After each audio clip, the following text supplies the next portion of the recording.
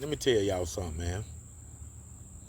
It was a few celebrities that I was gonna straight up burn, what they had done, whatever the issue was. Person that disrespected me, I felt away from the main issue was Pastor Troy. In the jungle, everybody rumble, playing damn conga, everybody rumble, telling everybody from the trees, jungle, college part of jungle, he died on Gabby Road, Let me tell y'all something, man.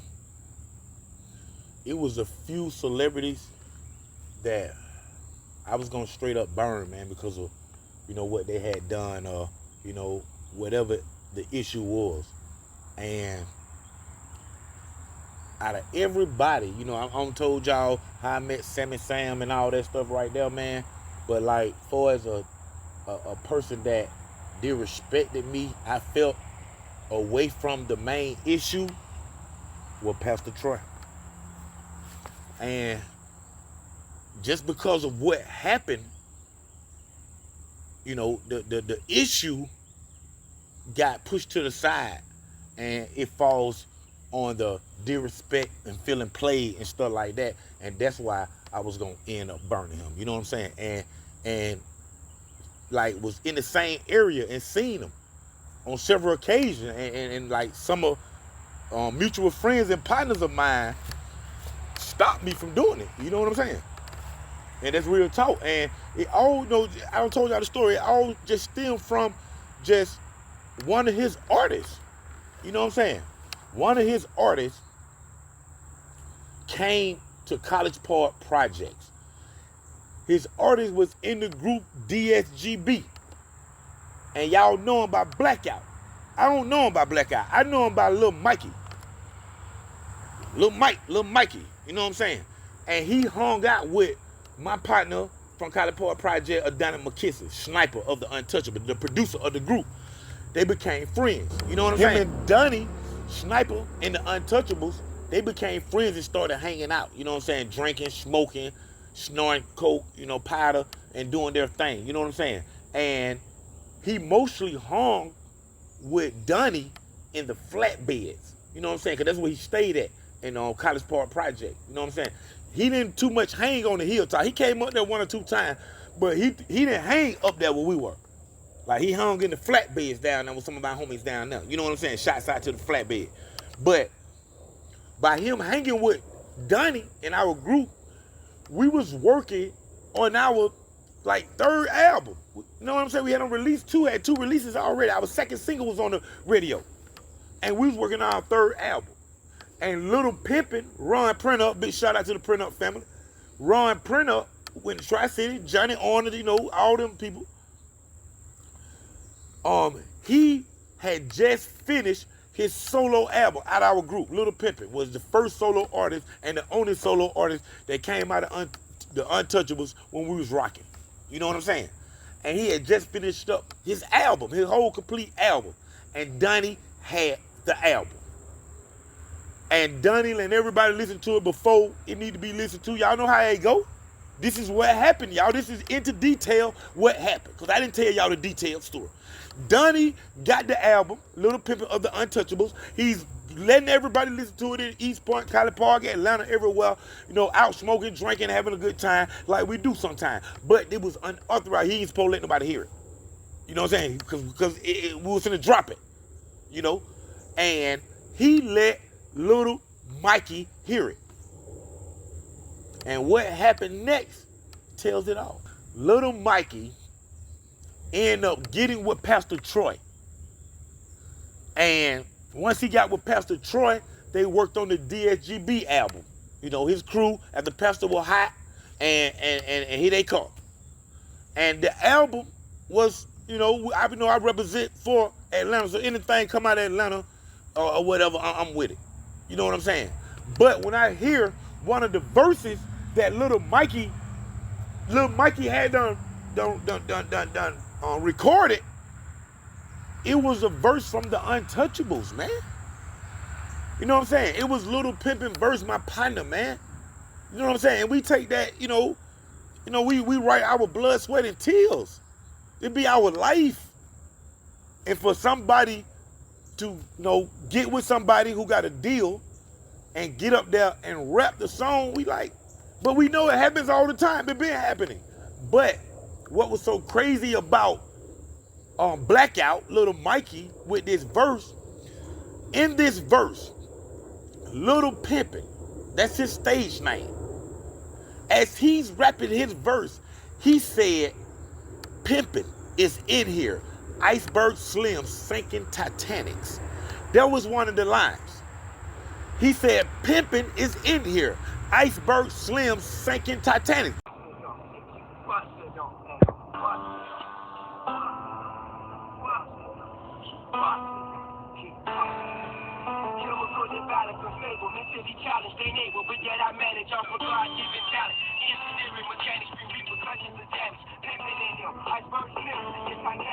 He was talking about himself. Pimpin' is in the building. Iceberg Slim. That's what he was saying. But when Lil Mikey spit it, everybody thought that he was saying, "Pimpin's in here." Like, Pimpin's in here, shouting. He got some pimpin' in this building. He got some pimpins in here. Iceberg Slim sinking Titanics. He recited and recorded the Untouchables' Little Pimpin' whole entire verse on that album. Frank Nitty is in the feds at this time, and the group had dismounted, and it comes across my desk. Nobody else ain't saying nothing. You know what I'm saying? So they bring it to me, and it took them a minute to bring it to me because, like, my people, they in the business side, they knew how I was gonna act. You know what I'm saying? They were saying, "Trees, just wait. The album ain't done doing too good. However, but just wait and let them sell. If they sell gold or double platinum or just whatever, even gold ain't no money. But if they do platinum or better, we'll go with them." So I was like, "Bet." You know what I'm saying? And time just ticked away. And then one day, I get a call from my Uncle Marcus. These shots out of Marcus. MD Knox Custom Glass and Mirror, man. The best custom glass and mirror, specializing in exotic shower doors in Atlanta. But my Uncle Marcus, at this time, man, before he got into the family's glass company, man, glass business, he was had a barber shop. You know what I'm saying? He had a barber shop, had 12 barbers, 5 beauticians, and they were doing their thing. And one day he called me and said, "Man, guess who right here?" I'm like, "Who?" He like, "Pastor Troy." Now think about it. My uncle called me because Pastor right there, because he knew the story. He knew what had happened. This is a retired firefighter, my uncle. You know what I'm saying? He knew what had happened. So he called me, "Now, Pastor Troy sitting in the chair." I said, "I'm on the way." When I say that, my uncle say, "Hey, man, no, just don't come down here and push up on him like that, man. You got to come in here and just sit in my chair, because he in one of my partner chair right here who worked for me. Come sit in my chair. I'm going to cut you up, and then you can go from there." I'm like, "Bet." So I go down now, sit in my uncle's chair. Like Pastor Troy don't even know that right now until he see this right here. You know what I'm saying? And, think about it. When I go down now, man, I'm coming down there, man. I got a Glock 40 on me, man. I ain't, anything go sour, man, I'm going to hit him. And my plan is, too, give him a chance. You know what I'm saying? Y'all got to think about who I am out here on the block of College Park Project. Who I am, what I did. You know what I'm saying? As Bangladesh, that's my nigga. You know what I'm saying? That's who I rock with. You know what I'm saying? Nothing but black hat operations, bro. But anyway, another story. But I go down and I sit in the chair. My uncle started coming up. I look over at him. I act surprised. "Pastor Troy, what's going on, man? What's up? What's going on with you?" "Hey, man, what's going on, homie?" He's shooting the shit. So I tell him who I am, man. I'm Capone, man, of the Untouchables, man. I already knew he knew us. Know what I'm saying? We coming up from the whole Outcast, from Outcast, Goody Mob, Addict Crew, Young Bloods, Addict Crew, Untouchables, and we, out of all them, we are the College Park NWA. So Pastor, everybody know who we are. They know who we rap about. You know what I'm saying? We ain't rapping about no money, no bling bling, none of that. We rapping about taking it. So, oh, Untouchable, man, what's up, man? I know y'all, man, but y'all music, you know, he give me all my props and just whatever. Just like, you know, I love his music. So I said, man, check this out, man. I got a little issue, man, with one of your partners. He was like, who? I said, man, Blackout, man. He said, oh, Mike. I said, yeah, little Mikey, man. I know little Mikey, you know, he moved to College Park Project. He used to hang with one of my partners, and they got real tight. My partner let him listen to some unreleased music, and he actually said that shit on GSGB. And then I told him what verse, what like that, what song, what number, like that. And when I said that, you know, it's people in the barbershop, man. You know what I'm saying? Nobody don't want to, you know, feel that their partner, you know, who they done put down, is stealing. You know what I'm saying? You know, a verse of that, you know, a whole verse, you know, not even a line. You know what I'm saying? So he got offended right the real. Like, hold on, man. Hold on. Hey, man, you say, what now, my partner? No, you ain't telling me. Bro, time he said that, man, I got straight up out the chair. Stood up. He still sitting down. I stood up, man. I got that thing on me, man. Like, real talk. He might have one on him or not, but he was burnt. Bro, broad daylight, y'all know how I rock. No mask. Stop wearing masks. I was like 17. Say, hey, bro, check this out, man. I ain't trying to push up on you on nothing, bro. I'm just telling you what your partner did. And then I said the line to him and told him a little pivot from Untouchable, you know, like, and just gave it to him. And he seen the passion in me, bro. Home barked down right off the rip. After he sat back like this right here.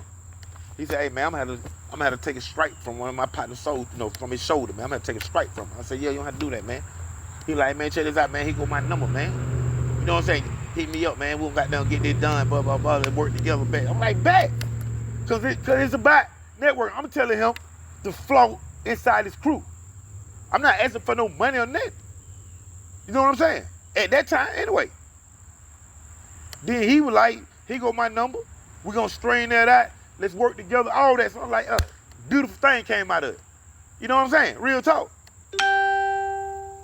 Then I called him the next day, the very next day. When I called him the next day, man, he answered the phone. Hey, yo, what's going on, man? What's going on? Who's this? Hey, man, it's Don Treese, man, Capone from the Untouchable, man. I hollered at you yesterday. Right then and there, when he found out who I was, he tried to change his voice. So think about it. If he would have kept talking the way he was and said that he was his brother, like he said, then I would have believed him. But what happened was I shocked him, and he tried to change his voice to sound like his brother or whoever, and not Troy. Yeah, man, yo, check this out, man. This is his brother, man. And Troy ain't here, right? Hey, man, okay, check this out, man. Write my number down, man. Tell him to get at me, bro. All right, bet. He ain't never get at me. A week later, I called his phone. He had a number change. See, that is where the flim-flam, like you playing with me type shit. That's why he's about to get burnt, bro. It went about what Black Eye did no more. Black Eye don't got nothing to do with it no more. It's how you like go like play me, bro. You know what I'm saying? So after that happened, so be it. You know, I'm doing my thing. Catch a key here, catch a nigga, tie him up, I'm gonna live my life. Do what I do. And then, you know, like I say, I rock Bangladesh. Remember Black Hat Operation. So when I get the call from Bang, hey Treese, I need you. This is my homie from College Park, man. When he moved down here, he moved to College Park, and we been kicking it ever since, man. 20 plus years before his first track, What's Your Fantasy. You know what I'm saying? So he hit me, Treese, I need you tonight. I'm like, bet. I suit up and boot up. Boom, I'm right there with Bang. So wherever we go, that's where we at. The next day, you know, that's my bro.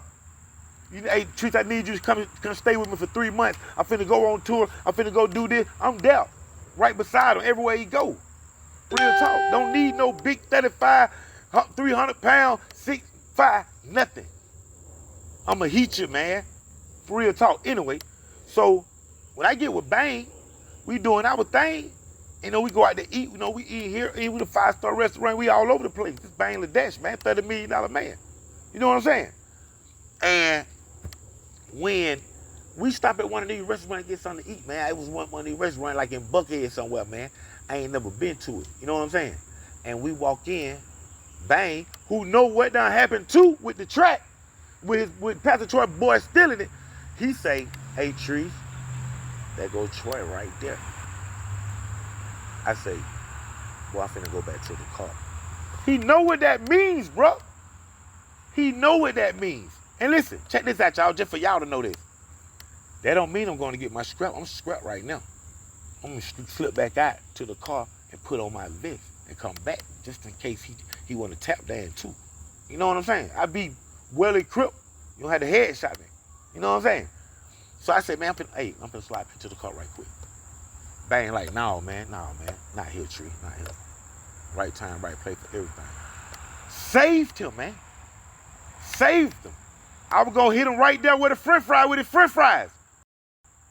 I was gonna hit him right there with his french fries. Bang, let that save you, boy. That's real talk. That was just one time. Hey, another time I'm with my partner. We had Stank on Your Studios. And it was during the time something happened. I don't know if it was birthday bash or the Dirty South Award. It was something that I had heard because my partner was telling me when we on the way to Stank on You Studio, Outkast them. He was telling me something like Troy, they were trying to get Troy on it, or they were acting funny with Troy or something, taking him off, or just something of the sort. That's what I remember.